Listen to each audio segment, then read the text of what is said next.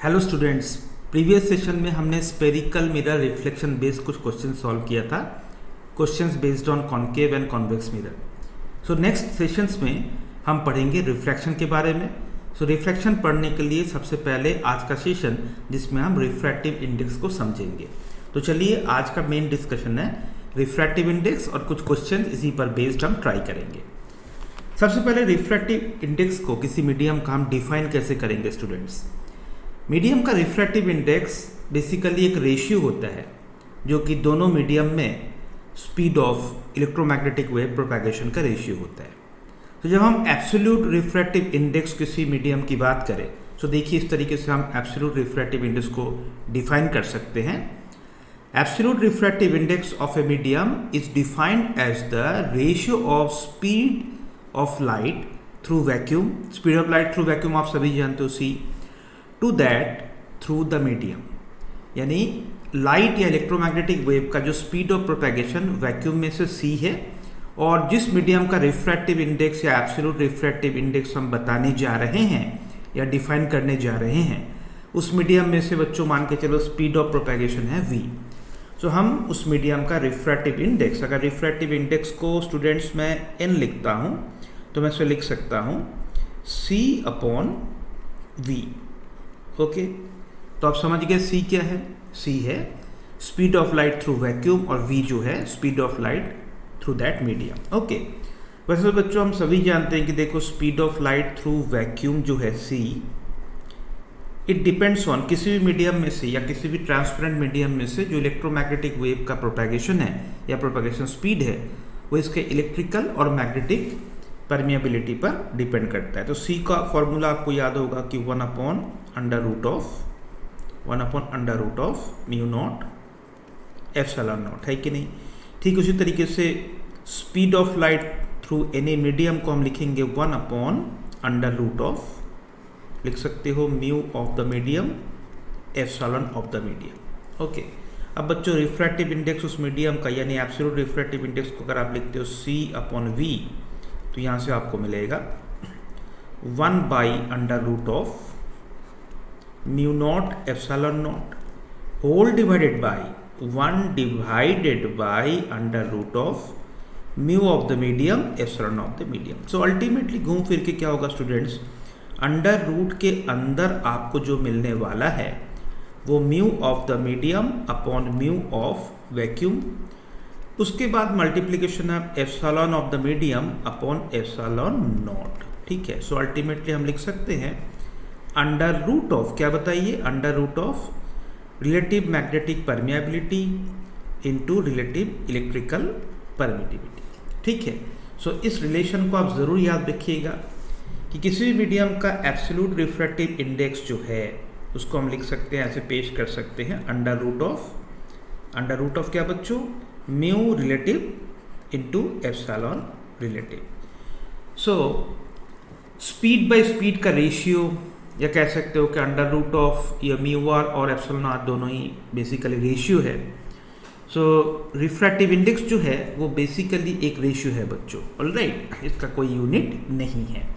तो इस तरीके से हम डिफाइन करेंगे जब हम वैक्यूम के साथ कंपेयर करेंगे वेलोसिटी को तो उसको हम डिफाइन करेंगे, क्या बताइए, इसको हम कहेंगे एब्सोल्यूट रिफ्रैक्टिव इंडेक्स। तो आप सभी जानते हो कि c जो है वो ग्रेटर देन v होनी चाहिए। तो इस हिसाब से बच्चों किसी भी मीडियम का जो एब्सोल्यूट रिफ्रैक्टिव इंडेक्स है आप देख रहे हो वो ज़रूर 1 से बड़ा होगा। So n can be greater than or equals to 1 because c can be greater than or equals to v। Okay, फिर हम दोनों मीडियम को अगर हम कंपेयर करते हैं बच्चों, दो मीडियम को अगर हम कंपेयर करते हैं तो हम पढ़ेंगे रिलेटिव रिफ्रैक्टिव इंडेक्स। ठीक है, मान के चलिए मीडियम 1, दो मीडियम हम कंसीडर कर रहे हैं, मीडियम 1 में से जो स्पीड ऑफ प्रोपैगेशन है वो है v1। ठीक है, और इस मीडियम का एब्सोल्यूट रिफ्रैक्टिव इंडेक्स है n1, तो n1 को बच्चों हम लिख पाएंगे c/v1, है कि नहीं बताइए। ठीक उसी तरीके से एक दूसरा मीडियम, दोनों मीडियम के रिफ्रैक्टिव इंडेक्स को जब हम कंपेयर करेंगे, दूसरे मीडियम मतलब मीडियम नंबर 2 जिसमें से स्पीड ऑफ प्रोपैगेशन मान के चलो v2 है, अब इसके लिए एब्सोल्यूट रिफ्रैक्टिव इंडेक्स हम लिखना पसंद करेंगे C/V2। ऑल राइट, नाउ अब हमें डिफाइन करना है refractive index RI of medium 2, refractive index of medium, दूसरा मीडियम रिलेटिव टू या with respect to, relative to that medium 1।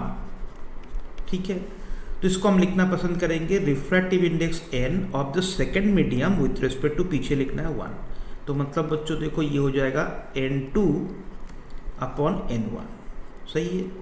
और N2 और N1 क्या है बताइए, इन दोनों मीडियम का एब्सोल्यूट रिफ्रैक्टिव इंडेक्स। तो इसको हम लिख सकते हैं क्या बताइए बच्चों, C/V2 डिवाइडेड बाई C/V1, है कि नहीं। तो अल्टीमेटली देखिए बच्चों आपको मिल जाएगा V1/V2 यानी इन्वर्स रेशियो में आपको मिलेगा।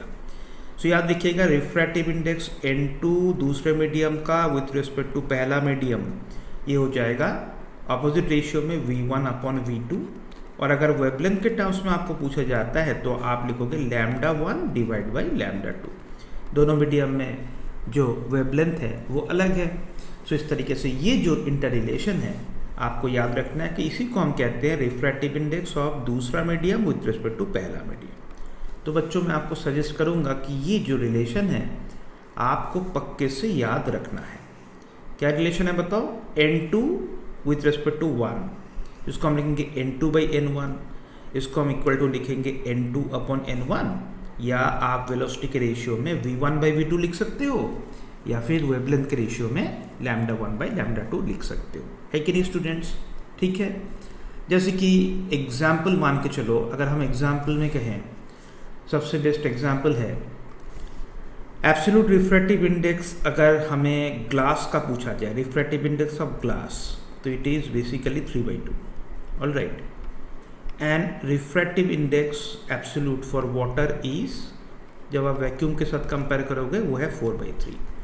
ना इफ समवन आस्क यू, कोई अगर पूछता है कि ग्लास का refractive index with respect to water कितना है, तो आप कहोगे refractive index of glass upon refractive index of water. तो बच्चों ये आ जाएगा 3/2 ऊपर whole divided by 4/3। So ultimately ये बन जाएगा कितना बताइए, 9/8। ओके, जब ये रेशियो आपको मिला है तो याद रखिएगा स्टूडेंट्स कि जो मीडियम डेंसर है उसका रिफ्रैक्टिव इंडेक्स ज़्यादा होता है, इसको हम ऑप्टिकली डेंसर मीडियम कहते हैं। और उस मीडियम में से जितना ज़्यादा रिफ्रैक्टिव इंडेक्स होगा वो मीडियम ऑप्टिकली उतना ही डेंसर कहलाएगा। और डेंसर मीडियम में से याद रखिएगा वेवलेंथ और वेलोसिटी दोनों ही सिकुड़ जाते हैं, यानी ग्रेटर द रिफ्रैक्टिव इंडेक्स यानी more denser, optically denser the medium, wavelength कम हो जाता है और वेलोसिटी कम हो जाता है। बदलता कौन नहीं है बताओ, हर मीडियम में सेम रहता है, फ्रीक्वेंसी हर मीडियम में बच्चों सेम रहता है। ठीक है, फाइन। उसके बाद है कॉशीज फार्मूला। कॉशीज फार्मूला के अकॉर्डिंग स्टूडेंट्स किसी मीडियम का जो रिफ्रैक्टिव इंडेक्स है वो वेवलेंथ पे डिपेंड करता है, एक स्पेसिफिक वेवलेंथ पर। इसको हम लिखते हैं कि A जो कि कांस्टेंट है प्लस B/λ का square plus C/λ raise to the power even power, देखो 4 है। ये एक रिलेशन है, कॉशीज रिलेशन या फॉर्मूला हम कहते हैं। तो ये फॉर्मूला हमें बताता है कि रिफ्रैक्टिव इंडेक्स वेवलेंथ पर डिपेंड करता है। जैसे कि मानो ग्लास मीडियम है, अब ग्लास मीडियम से अगर येलो लाइट क्रॉस कर रहा है, रेड लाइट क्रॉस कर रहा है, या फिर वायलेट लाइट क्रॉस कर रहा है, तीनों अलग अलग कलर्स के लिए तीनों वेवलेंथ है। ओके स्टूडेंट्स, सो 3 अलग वेवलेंथ के लिए उस मीडियम का बिहेवियर यानी रिफ्रैक्टिव इंडेक्स अलग होगा। सो ओवरऑल बच्चों आपको जो याद रखना है इस रिलेशन के अकॉर्डिंग, देखो सीधी सी बात है कि लैम्डा अगर ज़्यादा होता है सो रिफ्रैक्टिव इंडेक्स कम हो जाएगा, और लैम्डा अगर कम है, जैसे ब्लू लाइट का लैम्डा कम है, सो रिफ्रैक्टिव इंडेक्स ब्लू लाइट के लिए ज़्यादा होगा। अब सवाल ये उठता है कि हम जब कहते हैं कि ग्लास का रिफ्रैक्टिव इंडेक्स 3/2, वाटर का रिफ्रैक्टिव इंडेक्स 4/3, तो इसके लिए कौन सा वेवलेंथ स्पेसिफाइड है। तो बच्चों बेसिकली देखो जो रिफ्रैक्टिव इंडेक्स है, refractive index is refer to it is referred to the mean wavelength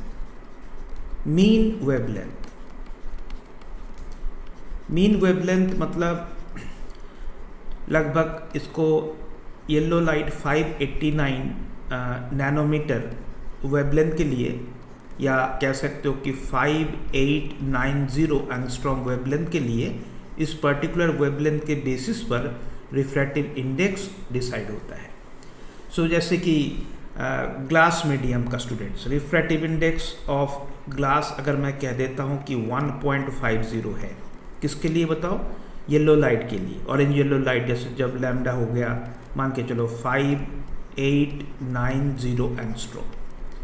तो स्टूडेंट्स यही वैल्यू हो जाएगा, देखो 1.5 से थोड़ा सा छोटा 1.49 हो जाएगा, किसके लिए बताओ?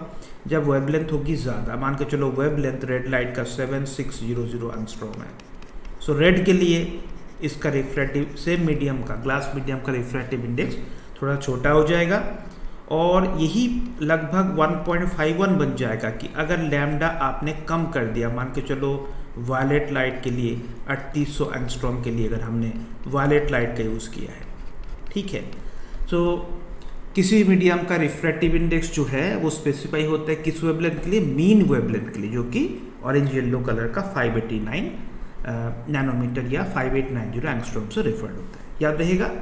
सो कॉशीस फॉर्मूला के अकॉर्डिंग वेवलेंथ ज़्यादा होगा तो मीडियम का रिफ्रैक्टिव इंडेक्स कम हो जाएगा बच्चों, और वेवलेंथ अगर कम है तो रिफ्रैक्टिव इंडेक्स उसी मीडियम का ज़्यादा हो जाएगा। याद रहा ना? क्या बताओ?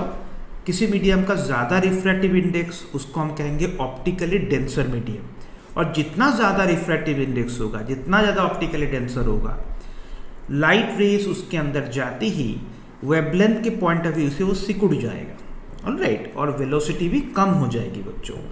कौन है जो नहीं बदलता? फ्रीक्वेंसी कभी नहीं बदलता, किसी मीडियम में जाए फ्रीक्वेंसी सोर्स के फ्रीक्वेंसी पे डिपेंड करता, वो नहीं बदलेगा। ओके, तो स्टूडेंट्स अभी तक जो हमने पढ़ा है, जो भी बेसिक थ्योरी, उसी के बेसिस पर 4-5 क्वेश्चंस कर लेते हैं। ओके, चलो देखते हैं।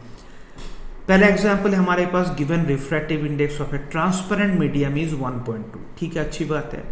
Speed of light through the medium is nearly equals to, कितना होगा स्पीड ऑफ लाइट?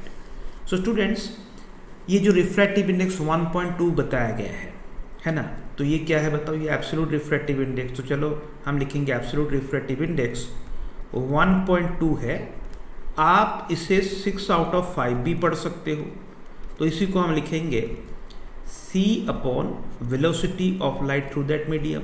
सो यहाँ से आपको रिलेशन मिलेगा v जो है that is 5 out of 6 into C. C का वैल्यू आप सबको मालूम है, 5 out of 6 into 3 into 10 to the power क्या है बच्चों बताइए? 8 मीटर पर second. So it is coming out to be, बताइए क्या बच्चों? 3 और 6 में से नीचे 2 रह जाएगा, that is 2.5 10 to the power 8 metre पर सेकेंड हो जाएगा speed of propagation of light through that medium. So in my opinion चौथा ऑप्शन बिल्कुल परफेक्ट आंसर है। आगे बढ़ते हैं। बताया गया कि ग्लास स्लैब जिसका थिकनेस 20 सेंटीमीटर है, अच्छी बात है, जिसका रिफ्रैक्टिव इंडेक्स 1.5 है, मतलब क्या समझे? एयर या वैक्यूम के रेस्पेक्ट में एब्सोल्यूट रिफ्रैक्टिव इंडेक्स 1.5 है। A ray of light is incident normal to its surface, time taken by the ray to cross the slab in nano second will be. Nano second में time हमें पूछा गया है। तो students ये मान के चलो वो स्लैब है, ये मैंने एक स्लैब ड्रॉ कर लिया, इसी का थिकनेस बताया गया, इसी की मोटाई, इसी की थिकनेस जो है वो हमें बताया गया कि 20 सेंटीमीटर। ओके, ये ग्लास का स्लैब है, इसका रिफ्रैक्टिव इंडेक्स 1.5 है। चलो इस रिफ्रैक्टिव इंडेक्स को मैं लिखता हूँ n, बढ़िया है। अब एक रे को इसमें से क्रॉस करना है, तो बच्चों देखो रे इसको क्रॉस करना है इस तरीके से, normal incidence, normal to the surface है। तो हमें बेसिकली क्वेश्चन मेकर ये पूछ रहा है, जानते हो क्या पूछ रहा है? पूछ रहा है कि यहाँ से एंट्री पॉइंट से लेके एग्जिट पॉइंट तक, यानी ये जो मोटाई है, ये जो विड्थ है, ये जो विड्थ है d, इसको कवर करने में लाइट रे को कितना टाइम लगा है। तो स्टूडेंट्स हम सभी जानते हैं, देखो ग्लास स्लैब के अंदर का जो वेलोसिटी है वो क्या होगा बताओ? So velocity inside glass, velocity inside glass. क्या लिखोगे? हम लिखेंगे C/V is equals to refractive index, जो कि 3/2 आपको बताया जा रहा है ना बच्चों। तो यानी V कितना हो जाएगा बताओ? B हो जाएगा 2/3 2/3 ऑफ C। 2/3 ऑफ C आपको मिलेगा 2 × 10⁸ मीटर पर सेकेंड, क्योंकि आपको अच्छी तरीके से C का वैल्यू याद है। अब स्टूडेंट देखो, इस वेलोसिटी से चलती हुए व्हाट इज डिस्टेंस कवर्ड बताओ। डिस्टेंस तो 20 सेंटीमीटर है भैया। 20 सेंटीमीटर को SI में एक्सप्रेस करो तो आपको मिलेगा 0.2 मीटर, है कि नहीं बताइए बच्चों? 0.2 मीटर है कि नहीं? सो SI यूनिट में दोनों को हमने एक्सप्रेस कर दिया। अब time taken to cross the slab, thickness चलना है D की स्पीड से V के साथ। ओके, तो स्टूडेंट्स ये हो गया 0.2 ऊपर अपॉन, देखो ये हो गया 2 नीचे 10⁸ सही है। तो आपको मिला 0.1 और नीचे से ये ऊपर आया 10⁻⁻8। सो मेरे हिसाब से 1 × 10⁻⁹ सेकेंड टाइम लगा। तो नैनो सेकेंड में ये जो टाइम लगेगा ये कितना?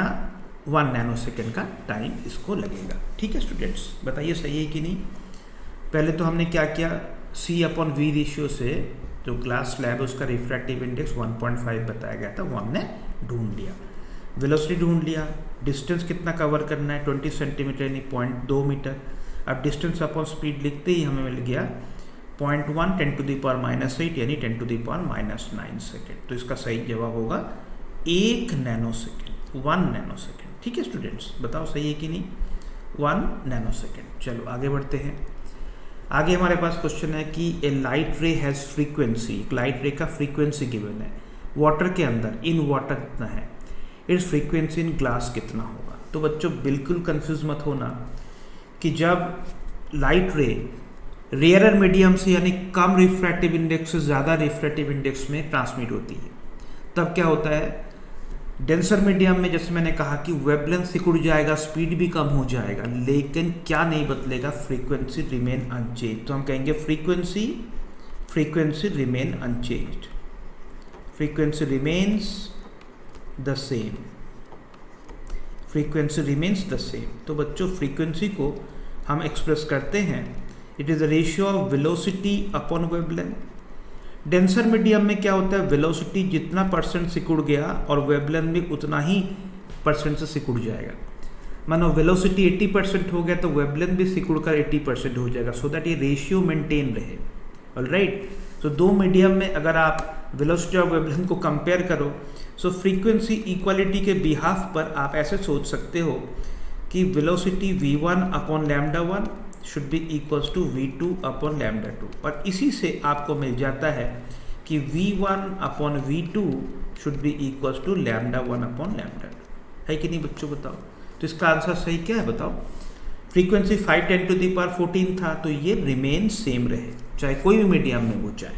वेवलेंथ ज़्यादा कम हो सकता है, वेलोसिटी ज़्यादा कम हो सकता है, लेकिन वो कौन है जो नहीं बदलता? बिल्कुल वो है फ्रीक्वेंसी। ठीक है, तो बच्चों अगला सवाल हमारे पास है, बताएगा कि refractive index of glass with respect to water 9/8 है। Refractive index of glass with respect to water given है। If velocity wavelength of light in glass दोनों गिवन है, वेलोसिटी ऑफ वेवलेंथ गिवन है, velocity and wavelength in water. ठीक है, तो बच्चों देखो हमने जो अभी तक पढ़ा है वो ये है, refractive index of glass upon refractive index of water, इसी को हम लिखेंगे velocity through water upon velocity through glass, इसी को हम लिखेंगे wavelength through inside water upon wavelength through या इनसाइड ग्लास। ये रिलेशन है कि नहीं? अब इस क्वेश्चन में जो गिवन है कि ग्लास के अंदर लैम्डा, ग्लास के अंदर गिवन है कितना बताइए? 4000 एंगस्ट्रॉम, और जो स्पीड बताया गया कि velocity through the glass medium, ये भी बताया गया है 2 × 10⁸ मीटर पर सेकेंड, जो कि जस्टिफाइड है। ऑलराइट, अब आपको पूछा गया है कि बताइए वेवलेंथ और वेलोसिटी दूसरे मीडियम में क्या है। तो चलो हम इस इक्वालिटी का पहले यूज़ करें। VW हमें बताना है अपॉन VG, इसको हम लिखेंगे refractive index Ng upon Nw, जो कि ऑलरेडी क्वेश्चन में स्टार्टिंग में 9/8 गिवन है बच्चों। इसका मतलब है कि velocity of light through water क्या लिखोगे, वेलोसिटी थ्रू ग्लास इंटू 9/8, यानी स्टूडेंट्स आप लिखेंगे 2 10⁸, इसके साथ आप मल्टीप्लाई करोगे 9/8 को, तो आपको नतीजा जो मिलेगा वो मिलेगा 2.25 इंटू 10⁸ मीटर पर सेकेंड। ठीक है, ठीक उसी तरीके से स्टूडेंट्स हमें वेवलेंथ बताना है, lambda inside water upon lambda inside glass, it should be equals to n glass upon बताइए n water. So here we go, देखो लैम्डा वाटर अगर निकालना है तो लैम्डा ग्लास इनटू बताइए जो रेशियो गिवन है 9/8। सो वेवलेंथ यहाँ पे 4000 गिवन था, 4000 इंटू 9/8। अब 4000 को 8 से डिवाइड करोगे तो 500 मिलेगा, 500 को 9 से मल्टीप्लाई करोगे तो आप आराम से आपको 4500 एंगस्ट्रॉम मिलने वाला है। ठीक है, ये हो गया। चलो बच्चों और एक क्वेश्चन सॉल्व करते हैं। When light of wavelength 500 nanometer in vacuum, यानी वैक्यूम में वेवलेंथ, तो चलो पहले लिस्टिंग कर लेते हैं कि वैक्यूम में वेवलेंथ, लैम्डा नॉट लिखता हूं मैं इसे, ये है 500 नैनोमीटर, वैक्यूम में ये वेवलेंथ है, सही है। Travels through the same thickness in glass and water, एक बार ग्लास के अंदर से एक बार वाटर के अंदर से। The difference in the number of waves is 400, number of wave is 400 in the thickness is. अब स्टूडेंट देखो एक सिंपल से लॉजिक है, आप सभी जानते हो कि एक वेव के लिए डिस्टेंस कितना ट्रेवल्ड होता है, लैम्डा।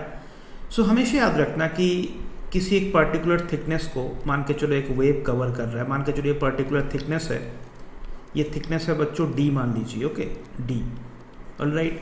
अब इसके अंदर से एक वेव इस तरीके से पार हो रहा है, यानी ट्रांसमिट हो रहा है। देखो ये वेवलेंथ है, वेवलेंथ मतलब एक वेव के लिए ज़रूरी दूरी, ओके। सो याद रखना कि नंबर ऑफ वेव्स अगर आपको निकालना है तो आप लिखोगे डिस्टेंस अपॉन डिस्टेंस पर वेव, यानी लैम्डा, ओके। सो स्टूडेंट्स यहाँ पर आपको जो बताया जा रहा है, चलो हम ये मान लेते हैं जो कॉमन थिकनेस है, क्वेश्चन में क्या गिवन है बताओ, लैम्डा इन वैक्यूम गिवन है जो कि 500 नैनोमीटर है। तो आप ही मुझे बताइए कि वो जो लैम्डा और रिफ्रैक्टिव इंडेक्स का रिलेशन है, उसके अकॉर्डिंग लैम्डा इनसाइड वाटर जो है उसको हम लिख सकते हैं lambda in vacuum upon absolute refractive index of water, सही है। सिमिलरली लैम्डा इनसाइड ग्लास जो है उसको हम लिख सकते हैं lambda naught upon refractive index of glass.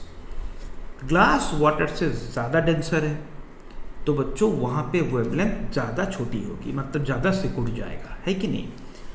मान के चलो ये जो कॉमन डिस्टेंस है, लेट अस एज्यूम दैट दोनों का जो सेम डिस्टेंस है, यानी कॉमन डिस्टेंस मान लीजिए d है, ओके। सो हम पहले लिखेंगे number of waves inside glass, क्या लिखोगे बच्चों, distance d upon lambda glass, जिसको आप लिख सकते हो कि distance d upon lambda naught, और ऊपर आ जाएगा refractive index of glass. Similarly number of waves in water, क्या लिखना पसंद करोगे, available distance upon lambda inside water, तो बच्चों आप लिखोगे d upon lambda naught into refractive index of water. अब देखिए इन दोनों का जो डिफरेंस है वो 400 बताया गया है, ठीक है। इन दोनों का डिफरेंस यानी डेल्टा n जो है वो 400 बताया गया है। डेल्टा n को हम लिख पाएंगे d बाई लैम्डा नॉट और ब्रैकेट के अंदर difference of Ng minus Nw, सही है बच्चों। तो इसी का हम यूज़ करते हैं। चलो d हमें नहीं पता, लैम्डा नॉट गिवन है, okay. Difference of refractive index of glass minus that of water, ये लिख लिया हमने, यही है difference in the number of waves. So d को कैसे पाओगे आप, d को आप पाएंगे lambda naught into the difference in number of waves upon the difference of the refractive index of glass और वाटर का, सही है। तो चलो वैल्यूज पुट करते हैं। लैम्डा नॉट बताया गया था 500 नैनोमीटर, 500 10⁻⁻⁹ डेल्टा n बताया गया 400, ओके। और डिवाइड किससे करना है स्टूडेंट्स, डिवाइड करना है 3/2 जो ग्लास का रिफ्रैक्टिव इंडेक्स है माइनस बताइए 4/3, सही है। तो आपके पास बचा क्या, देखो 2 इंटू 10⁴ इंटू 10⁻⁻9 और नीचे स्टूडेंट्स आपके पास बच गया है, प्रॉपरली कैलकुलेट करो 1/6। तो आपके पास अल्टीमेटली डी जो आ रहा है वो है 12 इंटू 10⁻⁻4 SI यूनिट यानी मीटर। तो इस थिकनेस तो आपका हो गए 1.2 इंटू 10⁻³ मीटर, यानी बच्चों जो कॉमन डिस्टेंस है जो ग्लास और वाटर का थिकनेस है वो 1.2 मिलीमीटर है। तो ये इस क्वेश्चन का सही जवाब है बच्चों। वो जो कॉमन डिस्टेंस हमें पूछा गया है वो 1.2 मिलीमीटर है। तो स्टूडेंट्स नेक्स्ट क्लास में जो है हम पढ़ेंगे स्नेल्स लॉ, और स्नेल्स लॉ पढ़ने के बाद हम सीखेंगे कि एपरेंट डिस्टेंस और एक्चुअल डिस्टेंस में क्या रिलेशन है, शिफ्ट क्या होता है, और उसी पर बेस्ड कुछ क्वेश्चंस भी हम प्रैक्टिस करेंगे।